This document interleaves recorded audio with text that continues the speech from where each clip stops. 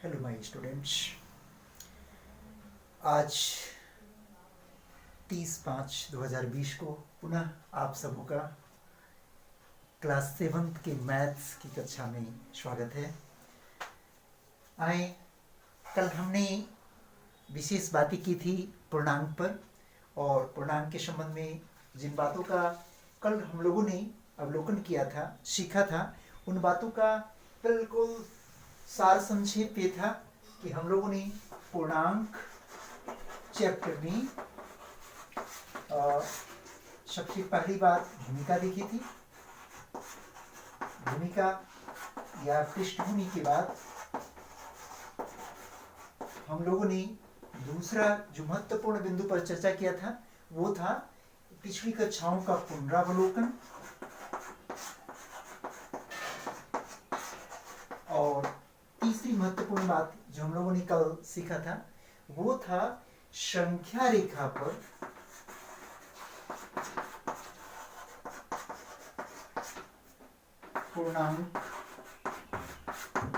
पूर्णांकों का निरूपण। इस क्रम में हमने ये भी देखा था कि संख्या रेखा पर जैसे जैसे हम दाईं ओर चलते हैं वैसे वैसे हम आगे की बड़ी संख्या की तरफ जाते हैं, और जैसे जैसे बाईं ओर चलते हैं वैसे वैसे दी गई संख्या से छोटी संख्या प्राप्त होती है। तो ये सब बातें जो कल हमने सीखा था उसके आधार पर हम आज पूर्णांक से जुड़ी हुई चैप्टर प्रश्नावली 1.1 एक्सरसाइज 1.1 को आज फोकस करेंगे। तो आज पुनः अपने चैनल विजन एनडीवीपी पर आप सबों को फिर से एक बार स्वागत करते हुए हम आगे बढ़ते हैं और आए देखें कि कैसे प्रश्नावली 1.1 जो कल के पूर्णांक से संदर्भ में दिए गए कॉन्सेप्ट से जुड़े हुए तथ्यों पर आधारित है, और हम लोग बहुत ही सहज ढंग से इन तीन बिंदुओं के आधार पर आगे इस एक्सरसाइज को करेंगे। इसमें कहीं कोई खास प्रॉब्लम नहीं, बड़ी मजे से हम लोग मैथ्स का काम करेंगे। आपको एक बार और बता दूं मैं कि मैथ एक ऐसा सब्जेक्ट है जो 100% मार्क्स देने वाला सब्जेक्ट है। यही एक सब्जेक्ट है जिसमें हम बिल्कुल 100% मार्क गेन कर सकते हैं, और यही एक विषय है जो सब विषय से ज़्यादा इंटरेस्टिंग सब्जेक्ट है। आपका मन एक बार इसमें लग गया, एक बार इसके तथ्यों को समझ गए, तो फिर कोई कारण नहीं कि मैथ पर डे विशेष मात्रा में हल किए बिना शांति ही नहीं मिलेगी। मन बिल्कुल बेचैन रहता है मैथ्स कितना हम अधिक से अधिक कर पाए। तो आगे आते हैं एक्सरसाइज 1.1 में हम लोग एक एक पॉइंट्स को विधिवत देखते चलेंगे ताकि हमारा मैथ्स इजी से इजियर होते जाए और कहीं बोझिल हम ना हो इसमें, कहीं हमें जरा भी बोझ का अनुभव हुआ कि मैथ पराया होने लगेगा। जहाँ तरीके से चलेंगे स्टेप बाय स्टेप तो मैथ से अपनापन बढ़ता जाएगा और मैथ बहुत ही इजी वे में हम कर सकेंगे। तो प्रिय छात्रों, प्रश्नावली 1.1 का पहला क्वेश्चन देखने में बड़ा लंबा चौड़ा है लेकिन बहुत ही आसान है। किसी विशिष्ट दिन विभिन्न स्थानों के तापमानों को डिग्री सेल्सियस में निम्नलिखित संख्या रेखा द्वारा दर्शाया गया है। दिए गए प्रश्न में जो संख्या रेखा दी गई है इसी में ड्रा कर रहा हूं। देखेंगे संख्या रेखा पर यहाँ शून्य मान है, शून्य की दाईं ओर 5, 10, 15, 20, 25 ये डिग्री सेल्सियस में ये सारे मान हैं, जैसे डिग्री सी इसको कर सकते हैं। और इधर क्या है -5, -10 एंड सो। अब इसमें छोटे छोटे बिंदु दिए गए हैं 1, 2, 3, 4, ये 5 हो गया, फिर 6, 7, 8, 9, 10, 11, 12, 13, 14, 15। 16, 17, 18, 19, 20, 21, 22, 23, 24 एंड 25 एंड सो ऑन। 0 से लेस देन करेंगे हम लोग तो -1, -2, -3, -4, ये -5 है, फिर -6, -7, -8, -9, -10। अब इस संख्या रेखा पर दर्शाया गया है सबसे बाईं ओर ये देखेंगे, ये 10 से 2 पहले के बिंदु पर यहाँ पर लाहुल स्फीति जगह है, लाहुल स्फीति।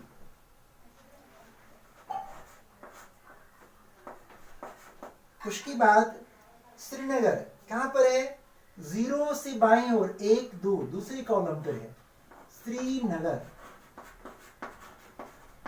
आप अपनी पुस्तक में देखेंगे तो ये सारी चीज हूबहू आपको मिल रहा है। 5 पर शिमला है। बहुत ही अच्छा क्वेश्चन है, बहुत आसान लगेगा। उसके बाद ऊटी कहां पर है, आप देखेंगे किताब से लिख के मिलाइए। 10 के बाद ये 15 से ठीक एक कॉलम पहले है, यानी ये 14 डिग्री पर है। कौन सा है, ऊटी। ऊटी जगह है, ठंडा प्रदेश है श्रीनगर का। और इधर जो है 20 के बाद 21-22 डिग्री पर ये है बंगलोर, बेंगलोर।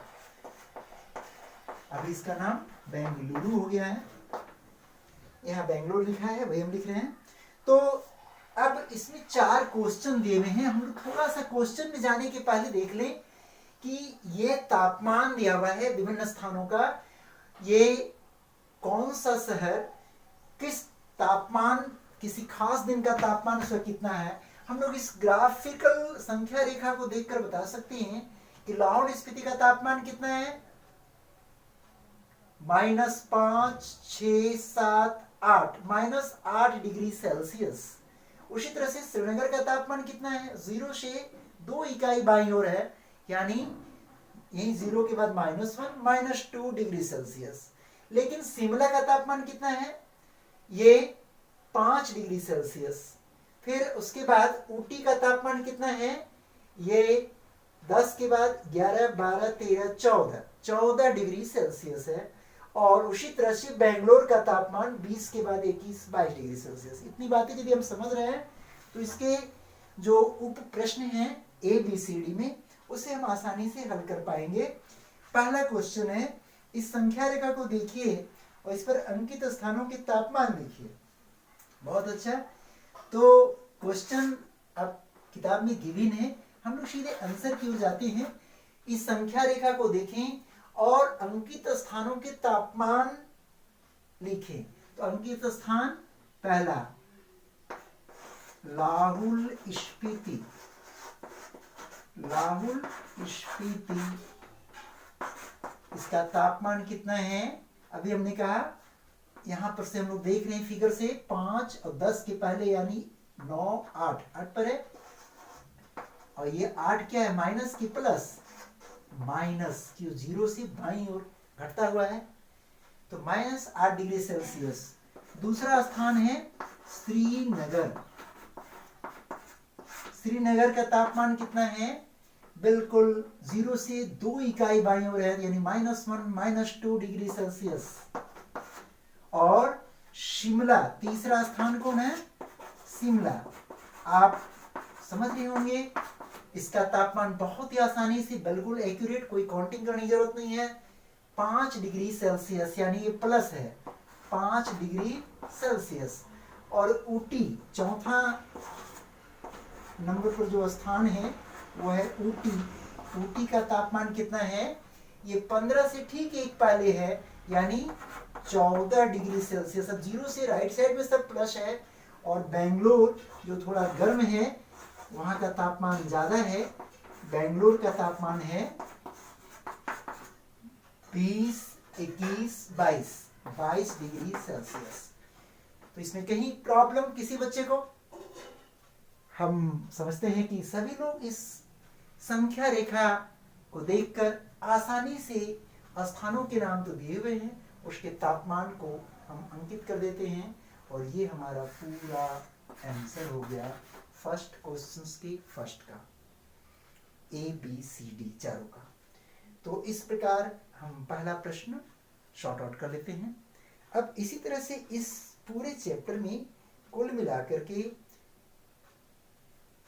10 क्वेश्चन दिए हुए हैं और 10 क्वेश्चन बनाने में कहीं कोई प्रॉब्लम नहीं है, केवल हम पूर्णांकों की मान को समझ पाए हैं, उसे संख्या रेखा पर निरूपण देख लिए हैं कि 0 से दाईं ओर जाएंगे तो बढ़ते जाएंगे प्लस की ओर, 0 से बाईं ओर जाएंगे तो घटते जाएंगे उस माइनस की ओर, उसका मान घटता चला जाता है। तो इस प्रकार हम हल कर सकते हैं। तो आए हम लोग देखते हैं अगले प्रश्न। क्वेश्चन नंबर 2 मैं छोड़ रहा हूं, आप सब बना सकेंगे 1 के आधार पर ही, कोई खास नहीं है। और इसमें 0 से नीचे माइनस है, 0 से ऊपर प्लस है, यानी एक देखेंगे प्लेन उड़ रहा है ऊपर की ओर, दूसरा पोत या पानी का जहाज ये नीचे की ओर है गहराई में, तो ऊपर की ऊंचाई प्लस मानी जाएगी, नीचे की गहराई माइनस मानी जाएगी, 0 मध्य में दिखाया गया है। ये संख्या रेखा इसमें उदग्र है, खड़ी संख्या रेखा है, तो इसको फॉलो करेंगे हम लोग। तो इसमें ये फिगर के साथ क्वेश्चन होगा और इसके अलावा क्वेश्चन नंबर हम लोग 3 पर चलते हैं। 3 क्वेश्चन पुनः तापमान से जुड़ा हुआ है और बहुत ही सहज ढंग से इसको हम लोग बना सकेंगे। तो आते हैं ये क्वेश्चन हम अब हटा रहे हैं, आप सभी इसको फॉलो कर चुके होंगे।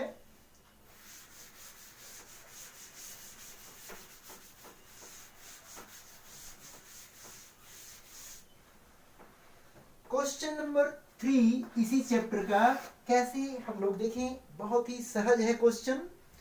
सोमवार को श्रीनगर का तापमान -5 डिग्री सेल्सियस था, मंगलवार को तापमान 2 डिग्री सेल्सियस कम हो गया। ध्यान रखें, सोमवार को किसका तापमान की बात कर रहे हैं? श्रीनगर का तापमान सोमवार को कितना है?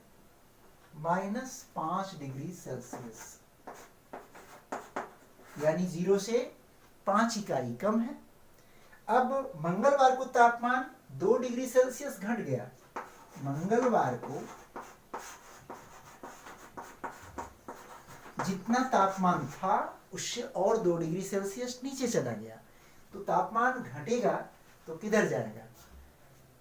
हम संख्या रेखा में बात कर रहे थे कि जैसे 0 से 5 इकाई, यहाँ पर -5 था, ये सोमवार को था, ये सोमवार को। अब मंगलवार को 2 इकाई और घट गया, तो इससे यहाँ मान ली 10 है, तो घटेगा तो बाईं ओर जाएगा, 1-2 इकाई और, तो कहाँ चला गया? ये मंगलवार को कितना हो जाएगा?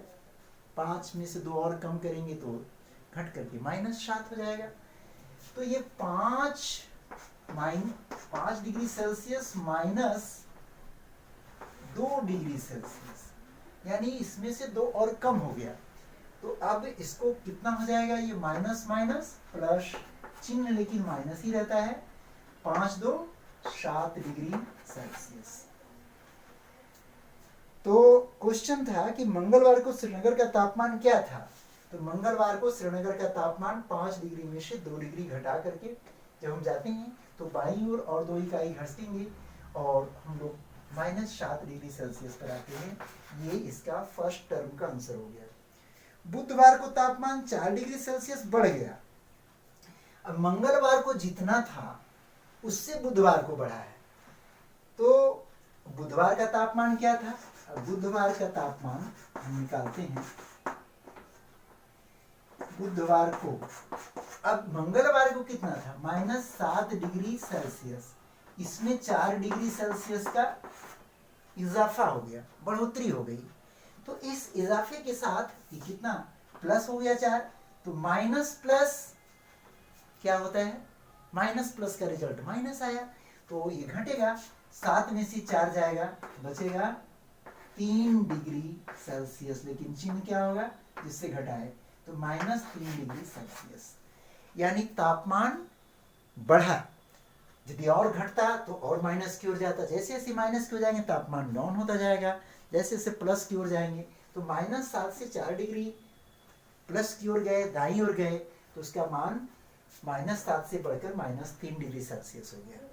तो इस तरह से हम लोग बना सकते हैं। अब ये फिगर वाला क्वेश्चन जो मैं बात कर रहा था अभी, वो प्लेन और पोत वाला, ये क्वेश्चन नंबर 4 का फिगर है। क्वेश्चन नंबर 4 ये समझ में आ गया होगा। श्रीनगर के तापमान की काउंटिंग सोमवार का दिया हुआ था, मंगलवार और बुधवार को हमें निकालना था।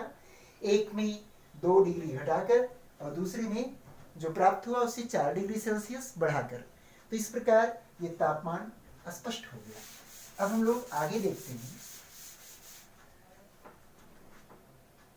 क्वेश्चन नंबर 4, इसमें हम थोड़ा सा केवल संकेत दे रहे हैं। एक हवाई जहाज समुद्र से 5000 मीटर की ऊंचाई पर हो, जैसा कि फिगर इसमें किताब में दिया हुआ है। ये क्वेश्चन है, यदि ये 0 पर है तो यहां से यहां एक एरोप्लेन उड़ रहा है, ये 5000 मीटर पर, और दूसरा एक समुद्री जहाज नहीं, एक विशिष्ट बिंदु पर यह हवाई जहाज समुद्र तल से 1200 मीटर में नीचे तैरती हुई पनडुब्बी के ठीक ऊपर है। एक पनडुब्बी है यहाँ पर जो 1200 मीटर नीचे है। ये मान लीजिए पनडुब्बी है जो 1200 मीटर पानी के तल से नीचे है, पानी का ये लेवल है। अब पनडुब्बी और हवाई जहाज के बीच ऊर्ध्वाधर दूरी कितनी है? ठीक ऊपर नीचे ये दोनों है। तो ये 5000 मीटर यहाँ से ऊपर है और 2000 मीटर ये नीचे है, ये वाटर लेवल है। तो दोनों के बीच की दूरी कितनी हो जाएगी? यहां से हम यदि दूरी काउंट करेंगे तो यहाँ से 1200 मीटर यहाँ तक और फिर यहाँ से 5000 यहाँ तक, तो टोटल दूरी 5000 और प्लस 1200 दोनों ऐड करके हमारा आ जाएगा रिजल्ट 6200 मीटर। तो हम लोग कैसे ज्ञात करेंगे इसको? लिखेंगे हवाई जहाज से पनडुब्बी के बीच की दूरी। बहुत सहज क्वेश्चन है ये सभी, थोड़ा सा केवल केयर करना है और हम आंसर तक पहुंचते हैं।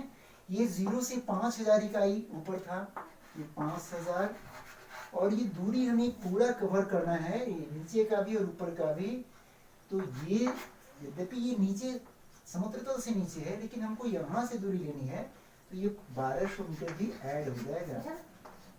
तो कुल मिलाकर के 6200 मीटर आंसर।